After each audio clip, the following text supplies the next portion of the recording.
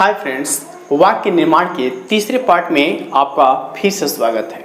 आज के इस वीडियो में हम लोग लंग लकार यानी भूतकाल पे आधारित वाक्य का निर्माण करेंगे। इससे पूर्व हमने दो पार्ट बेसिक और लट लकार पे आधारित वाक्य बहुत ही अच्छे तरीके से आपको बता दीजिए। आपके एग्जाम में 6 मार्क्स के फिक्स अनुवाद बनाना आता है, जिसमें से 12 सेंटेंस दिया रहता है और आपको 6 का एग्जाम्पल आपको बनाना रहता है। तो आइए लंग लकार यानी भूतकाल पे आधारित अनुवाद को बहुत ही सरल और सुगम तरीके से आपको बताने का प्रयास करते हैं। उम्मीद करते हैं आप समझने की भी कोशिश कीजिएगा। आइए शुरू करते हैं। सर्वप्रथम तो आपको कर्ता हर हाल में याद रखना होगा। पार्ट 1 में भी हमने बताया था और पार्ट 2 में भी। उम्मीद करते हैं कि कर्ता आपको कंठस्थ हो गया होगा। आपकी सहायता के लिए हमने यहाँ पे कर्ता को भी लिख लिया। अब बात करते हैं लंग लकार के पहचान चिन्ह क्या है। तो हिंदी वाक्य के अंत में, यानी कि जिसका हमको संस्कृत में ट्रांसलेट करना है, उसके हिंदी वाक्य के अंत में था, थे, थी या ए ऊपर हमने ए भी आपको शब्द के लिए लिख दिया। इसके अलावा आ ई भी रहता है, जैसे वह पढ़ा, वह आई इत्यादि। यानी ऐसे स्टेटमेंट जो कार्य पूर्व में हो चुके हैं, वो वाक्य को बनाने के लिए हम लोग लंग लकार का इस्तेमाल करते हैं। लंग लकार के पहचान चिन्ह है तो, ताम, अन, अह, तम, त, अम, आव, आम। लेकिन ये बहुत बदमाश किस्म का आदमी है। यह कहता है ना, हम अकेले नहीं आएंगे। तो आपकी सुविधा के लिए आपको उदाहरण स्वरूप हमने यहाँ पे पश्य धातु रूप लिखा है। अपश्यत, अपश्यताम, अपश्यन, अपश्यः, अपश्यतम, अपश्यत, अपश्यम, अपश्याव, अपश्याम। यानी कि जितने भी आपको 9 पद देख रहे हैं, सबकी शुरुआत अ वर्ण से हुई है। यानी कि सभी पदों के पूर्व में अ उपस्थित है। तो आपको उदाहरण स्वरूप आपकी सुविधा के लिए जिसमें अ है उसको पहले कर दिया है और जिसमें अ नहीं है उसको अ लगा दिया है। जैसे यहाँ पे त, ताम, अन, अह, तम, त, अम, आव, आम। ये आपका मूल रूप है, आपको इसी को याद करना है। अब इसमें अ हमने लगा दिया है तो बना है अत और ताम। अब इसमें अन है तो अ को पहले लिख दिया, न को बाद में। ये जो खाली जगह बचा है न, जो भी धातु रूप आपको लिखना है, हमने पश्य पे लिखा। आपको इस खाली जगह में उसी धातु को लिख देना है, यानी उसी क्रिया को लिख देना है। यानी कि हमने पश्य लिखा, आपको पठ लिखना है तो बनेगा अपठत। यानी कि यहाँ पे पठ लिख देंगे तो बनेगा क्या, अपठत, अपठताम, अपठन, अपठः, अपठतम, अपठत। हमने पश्य और पठ बताया। आपको गच्छ लिखना है तो आप इस खाली जगह में गच्छ लिख दिए। गच्छ मतलब जाना, तो बन जाएगा अगच्छत, अगच्छताम, अगच्छन। क्लियर। अब हम लोग चलते हैं इसके वाक्य निर्माण की तरफ। उससे पूर्व एक बात और बता दें, कभी कभी वर्तमान क्रिया के अंत में अस्म शब्द जोड़कर, ध्यान दीजिएगा, अस्म वर्तमान क्रिया यानी कि लट लकार वाला, उसके अंत में अस्म शब्द जोड़ करके भूतकाल बनाया जाता है और इसका प्रयोग था, थे, थी के लिए करता है। जैसे वह हंसता था, वह हंसता था, हंसता था। हंसता है क्या होता है, हंसती। क्या होता है, हंसती। और यही हंसती अस्म तो हो जाएगा हंसता था।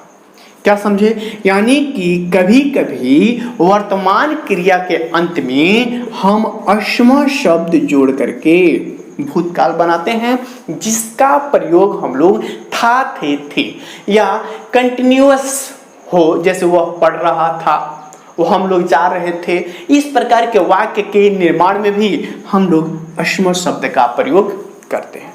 तो ये मूलभूत अवधारणाएं थी लंग लकार पे आधारित अनुवाद को बनाने के लिए। आइए आपके लिए कुछ एग्जाम्पल छोटा और कुछ कठिन भी लिए हैं। आपके एग्जाम में हलवा पूरी वाला नहीं जाएगा, कभी कभी थोड़ा सा दम लगाने वाला सवाल भी आ जाता है। तो उसके लिए आपको अव्यय, कारक, विभक्ति चिन्ह जो ऑलरेडी हमने पढ़ा चुका है और उसका लिंक नीचे डिस्क्रिप्शन बॉक्स में भी है, आप देख सकते हैं। कुछ सेंटेंस हमने आपके हल्के लिए हैं और कुछ सेंटेंस बृहद स्केल पे लिखा है जो आपको कारक के हेल्प से बनेगा। तो आइए देखते हैं। हमारे पास फर्स्ट सेंटेंस है, राम ने पढ़ा। एक बात और बता दें कि चाहे फीमेल हो या मेल, चाहे स्त्रीलिंग या पुल्लिंग या कोई जानवर का नाम सिंगुलर है, अकेले है, तो हमेशा प्रथमा विभक्ति में गिना जाता है और वह प्रथम पुरुष एक वचन में माना जाता है। और वाक्य निर्माण के लिए एक और बेसिक कंसेप्ट है कि कर्ता जिस वचन के जिस पुरुष में होगा, क्रिया भी उसी वचन के उसी पुरुष में होगा। हमने पार्ट 1 और पार्ट 2 दोनों में ये बातें आपको बताई है। उम्मीद करते हैं वो दोनों वीडियो आपने देखा होगा। अब देखिए, राम प्रथम पुरुष एक वचन, और प्रथम पुरुष एक वचन में है तो, और जब ने रूप चलाया तो ये बना अत। अब पठ धातु रूप तो ये हो जाएगा अपठत। राम ने पढ़ा। राम प्रथम पुरुष एक वचन में है तो ये होगा रामः अपठत। 2 बार त आया है, यहाँ पे हलंत रहेगा, जबकि मध्यम पुरुष बहुवचन वाले तो में हलंत नहीं रहेगा। बहुत ही माइनर एरर होता है, कॉमन एरर जिसे आप अंग्रेजी में कहते हैं। ये छोटे छोटे हलंत और विसर्ग आपको ध्यान देने होंगे। वह घर गया। अब बात करते हैं शह। शह मतलब हुआ, आपकी सुविधा के लिए यही तो करता है। अगर यही आपको याद नहीं है तब तो वाक्य बनाना आपके लिए कठिन होगा और आपके एग्जाम में 6 मार्क डमाडोल हो जाएगा। इसलिए आपके पास अभी समय है, तैयार हो जाइए। वह घर गया पुल्लिंग है तो इसलिए हमने शह लिखा।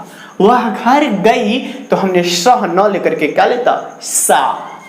वह घर गया। श कर्ता और क्रिया के बाद जो ऑब्जेक्ट यानी कर्म बच जाता है तो कर्म कारक में द्वितीय विभक्ति होती है। बालक शत्रुप द्वितीय विभक्ति, प्रथम पुरुष एक वचन में होता है बालकम। तो यहाँ पे कर्ता तो हो गया शह, क्रिया हो गया गच्छ और कर्म बचा गृह माने घर और हो गया गृहम, यानी सह गृहम। क्या होगा, प्रथम पुरुष एक वचन में क्या है अत। अब एक गया तो क्या हो जाएगा आगच्छत। शह गृहम आगच्छत।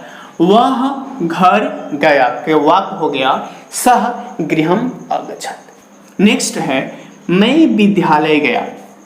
मैं, ये क्या है, उत्तम पुरुष एक वचन। उत्तम पुरुष एक वचन अहम। उत्तम पुरुष एक वचन अहम। अब उत्तम पुरुष एक वचन में क्या है अम। क्या है अम। अब अम और बीच के बीच में क्या है गया, यहाँ पे गच्छ लगाया तो क्या हो गया अगच्छम। क्या हुआ, अहम विद्यालयम। अहम विद्यालयम अगच्छम। क्या हो गया बाबू, अहम विद्यालयम अगच्छम। नेक्स्ट सेंटेंस है वे सब गेंद खेले। अब यहाँ पे आपको ध्यान लगा, गेंद खेले यानी कि गेंद से खेले। यहाँ पे उन लोगों का गेंद के साथ संबंध जुड़ा हुआ है। जहाँ संबंध जुड़ा रहता है वहाँ तृतीय विभक्ति लगती है। हमने एक कारक में आपको बताया है, उसका लिंक नीचे डिस्क्रिप्शन बॉक्स में है, देख लीजिए। वे सब देखिए प्रथम पुरुष बहुवचन, वे लोग या वे सब, तो क्या हो जाएगा ते। और कंदुकम माने होता है गेंद यानी फुटबॉल, तो यहाँ पे तृतीय विभक्ति में होता है क्या, तृतीय विभक्ति होता है बालकेन, तो ये हो जाएगा कंदुकेन। ते कंदुकेन। हमने इससे पूर्व प्रीवियस ईयर में 7 से 8 अनुवाद का प्रैक्टिस सेट कराया है। अपनी सुविधा के लिए और बेहतर के लिए आप उस अनुवाद का सेट अवश्य बनाएं, निश्चित रूप से आप सक्षम हो जाएंगे। अब यहाँ पे है ते कंदुकेन। अब क्रीड, क्रीड माने होता है खेलना, धातु है, तो यहाँ पे क्रीड लिखेंगे तो क्या हो जाएगा? अक्रीडन। क्या हो जाएगा? अक्रीडन। यानी ते कंदुकेन अक्रीडन, यानी वे लोग गेंद खेले, यानी वे लोग गेंद से खेलते हैं। आइए, वह कलम से लिखा है, इसी का मिलता जुलता हमने लिख लिया। वह कलम से लिखता है, सह कलमेन लिखती, लेकिन यहाँ पे हमने दिया है लिखता था। तो आप दोनों वाक्य अश्म शब्द का प्रयोग करके भी लिख सकते हैं और एक ओरिजिनल आपका पहचान चिन्ह के हेल्प से भी बना सकते हैं। वह, शह। अब यहाँ पे कलम से, तो अभी हमने क्या बताया, जहाँ कलम से यानी कलम और उस व्यक्ति विशेष का संपर्क जुड़ा हुआ है। ऐसा नहीं है कि दैविक शक्ति से कलम लिखने लगता है। तो जहाँ कलम और मतलब संपर्क जुड़ता हो, तृतीय विभक्ति लगता है। आप कोई एक शब्द रूप निश्चित रूप से याद रखें जहाँ से आपको सुविधा हो सके। तो यहाँ पे हमने क्या बनाया, सह मतलब वह, कलम से तो कलमेन, सह कलमेन। यहाँ पे अलिखत भी बना सकते हैं और वर्तमान क्रिया के साथ अस्म शब्द को भी बना सकते हैं, यानी वर्तमान क्रिया हो जाएगा लिखती। वह कलम से लिखता है, सह कलमेन लिखती, लेकिन यहाँ पे है था, इसे लगा देंगे हम अस्म।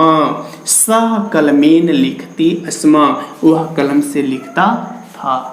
नेक्स्ट है वे सब जा रहे थे। वे सब का होगा ते, प्रथम पुरुष बहुवचन, प्रथम पुरुष बहुवचन। ते जा रहे थे, तो आप गच्छते अस्मा भी बना सकते हैं और ते अगछन भी लिख सकते हैं। तो मेरी ख्याल है, मेरी राय है, जहां भी था थे थी आएगा, आप वर्तमान क्रिया के साथ अस्मा शब्द जोड़ के बनाइएगा, बहुत ही अच्छा रहेगा। गलत नहीं होगा, लेकिन ज्यादा स्टैंडर्ड दिखता है। उम्मीद करते हैं ये बातें आपको क्लियर हो रही होंगी। तो देखिए, वे सब जा रहे थे, ते गच्छन्ति वर्तमान क्रिया हो गया, ते गच्छन्ति अस्मा, यानी कि गच्छन्ति तीतः अन्ति वर्तमान क्रिया। अदरवाइज ते अगछन भी लिख देंगे तो गलत नहीं होगा, ते अगछन, ये भी वाक्य सही। ते गच्छन्ति अस्मा या ते अगछन भी चलेगा। अब देखिए, थोड़ा सा कठिन हमने लिया और थोड़ा सा बड़ा सेंटेंस दिया, क्योंकि सभी छोटे बनाने से थोड़ा सा मनमुटाव हो जाएगा, तो थोड़ा सा दिमाग लगाने वाला भी चाहिए आपको। प्राचीन काल में, तो देखिए प्राचीन काल में ये सभी एक साथ हो जाएगा। में सप्तमी विभक्ति एक वचन में होता है बालके, बालके बालकयो बालकेशु। तो यहाँ पर हो जाएगा सप्तमी विभक्ति होता है में पर, में पर, तो यहाँ पर हो जाएगा प्राचीन काले। सप्तमी विभक्ति एक वचन क्या होता है, बालके, तो हमने बना दिया प्राचीन काले, यानी प्राचीन काल में। सभी का हो जाएगा सर्वे, प्राचीन काले सर्वे। अब एक कर्म कारक द्वितीय विभक्ति, प्राचीन काले सर्वे संस्कृतम। अब यहाँ पर वदति वर्तमान काल, सॉरी वदंती हो जाएगा ना, यहाँ पे बोलते थे बहुवचन है, तो हो जाएगा वदंती अस्मा। अब ये वाक्य आपका कंप्लीट हो गया। प्राचीन काले सर्वे संस्कृतम वदंती अस्मा, यानी कि प्राचीन काल में सभी संस्कृत बोलते थे। अगला है वृद्ध बाल्य अवस्था में खेलता था। वृद्ध का हो जाएगा वृद्धा, वृद्धा बाल्य काले, यानी बाल्य अवस्था में, बालपन में। क्रीडति क्या हो जाएगा बाबू, क्रीडति अस्मा, क्रीडति अस्मा। अस्मा शब्द का प्रयोग करेंगे था थेती के लिए वर्तमान क्रिया के साथ, ये बात ध्यान रखिएगा। हम दोनों ने जल पिया, हम दोनों उत्तम पुरुष द्विवचन, यहाँ पे देख लीजिए उत्तम पुरुष द्विवचन में है आवाम, अवाम जलम, यानी कि ये हो गया कर्ता और ये हो गया पिया, क्रिया बच गया जल, द्वितीय विभक्ति लगाएंगे अवाम जलम। अब देखिए उत्तम पुरुष द्विवचन आव तो क्या हो जाएगा पीवाव, पीवाव, पीव माने होता है पीना। वह पढ़ता था, सह आप लिख सकते हैं अपठत, सह अपठत चलेगा, अगरवाइज सह पठती वर्तमान क्रिया हो गया और इसमें जोड़ दें अस्मा, सह पठती अस्मा। नेक्स्ट है सीता बोल रहे थे। अब ये सीता प्रथम पुरुष एक वचन और स्त्रीलिंग के साथ अह का प्रयोग नहीं करते हैं, यानी सीता नहीं होगा, क्योंकि हमने देखिए ना स माने वह पुरुष के लिए और सा माने वह स्त्री के लिए, और सा में विसर्ग नहीं है, इसलिए स्त्रीलिंग के नाम में विसर्ग नहीं लगाते हैं। तो सीता बोल रहे थे, तो यहाँ पे आप लिख सकते हैं सीता आवदत, वद माने होता है बोलना, वद धातु रूप वद माने बोलना, और आप बना सकते हैं सीता वदती अस्मा, यानी सीता वदती अस्मा, सीता बोल रही थी या बोलती थे। अगला है वे लोग बाजार गए, वे लोग यानी ते, प्रथम पुरुष बहुवचन ते, और बाजार का होता है आपाड़ाम, आपाड़ाम, आपाड़ाम माने बाजार, ते आपाड़ाम गए आगछन, यहाँ पे था थी नहीं है तो आप ओरिजिनल रूप लगाए होंगे, ते आपाड़ाम अगछन, वे लोग बाजार गए। हर हाल में कर्ता जिस वचन और जिस पुरुष में होगा, क्रिया भी उसी के अनुसार चलेगी। देखिए हम लोग संस्कृत पढ़े, हम लोग माने क्या उत्तम पुरुष बहुवचन, उत्तम पुरुष बहुवचन, वयम संस्कृत द्वितीय विभक्ति कर्मकारक, वयम संस्कृतम, वयम संस्कृतम पढ़े। अब देखिए अवाम तो क्या होगा अपठाम, क्योंकि होता है अपठम अपठाओ अपठाम। तुम घर गए, त्वम कर्ता, क्रिया हो गया गच्छ और कर्म हो गया गृह और द्वितीय विभक्ति गृहम, त्वम गृहम।